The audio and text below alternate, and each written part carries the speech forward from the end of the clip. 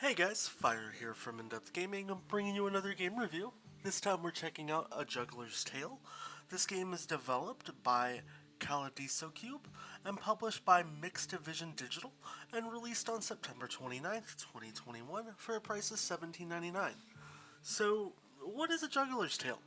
It's a game that'll take place over 5 chapters where you play as a Pinocchio-esque style girl who's attached by strings and is trying to escape some not so great and exciting people, i.e., the ringmaster of a circus you've been forced into.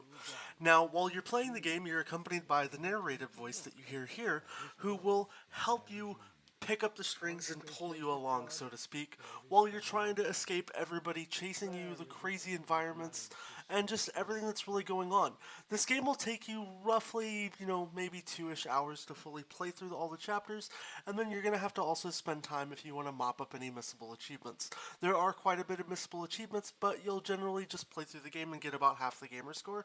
And then what's nice is the game does feature a chapter portion select screen, so you can jump in and out between different screens.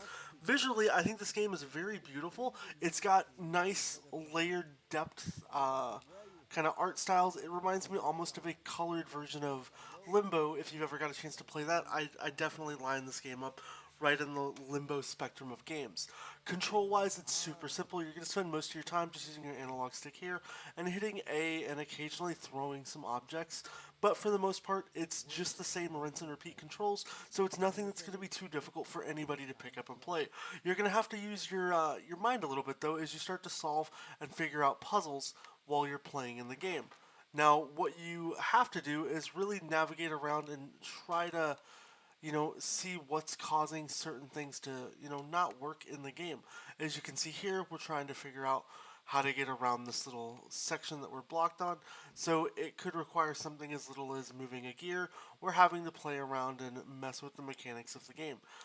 Here, as you can see, I don't have a clue what I need to do, so I have to really try to, you know, get things to work in my favor. So let's see if we can't maneuver this here to let us tick past this wheel a little bit. So it's stuck. So what you have to do is just jump around and navigate every which possible way until you figure out these little puzzles. And that's kind of the gist of how this game works, is figuring out how to complete all the various puzzles while not failing or, struggling as much as you can.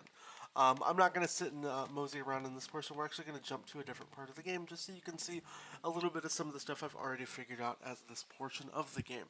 I have played through a good bit of the game so far, so I do feel comfortable giving an opinion on the game. As you can see, the art style does change pretty vibrantly. It's very beautiful and well done. I love the visuals in this game, and you definitely feel like there's a big 3D environment and world as you try to navigate around and play. The story's always, keeping you engaged as you have that little narrator voice here that really wants to keep you talking and keep you engaged in the, what you're doing. It kind of takes the dull and boredom out, considering, like, your character doesn't really talk or do anything. So he's there to, keep that momentum, keep the drive, and really help you build a story. And it honestly, that's the extra bit of this game that goes above and beyond what's here. It really helps make this game be what it is. One thing that I really do enjoy about the game, though, is just it's so simple for what's here. Is that it just works. It doesn't have to be overly complicated, overly flashy, and it's just a nice package altogether. I think the only downside that I'm really gonna fault this game on, in my opinion, and I always try to factor in prices of games. You're gonna get about 2 hours of gameplay out of this game, and at $18, I think it's a little steep. I would like to have seen it come in at a little lower price point, maybe around that like 12 to 15 range. I just think $18 is a little much for this game, but aside from price and everything, it is an amazingly fun and great and engaging game. The puzzles don't really get repetitive. You're constantly introduced with new things to do, and I love that you're not being forced to play on, multiple different difficulty levels. You're just kind of presented with the game, and you have to figure out what to do while you're playing. And it just works. If I have to give this game any type of a rating or review, I'm probably looking to give this game about an 8, yeah, I'll just give it an 8.0. I think it's well worth picking up. It is a lot of fun, and I really enjoyed it. It's a great couple hours. I might recommend just holding off for a sale. In the future, though, if you don't want to spend 18 bucks, but if you do have 18 bucks and no games to pick up, I'm gonna highly recommend you pick up this game, as I think you'll have a lot of fun playing it. If you have any questions or anything else you want to know about the game, as always, please let us know down in the comments. I'd love to help answer them and talk to you about it.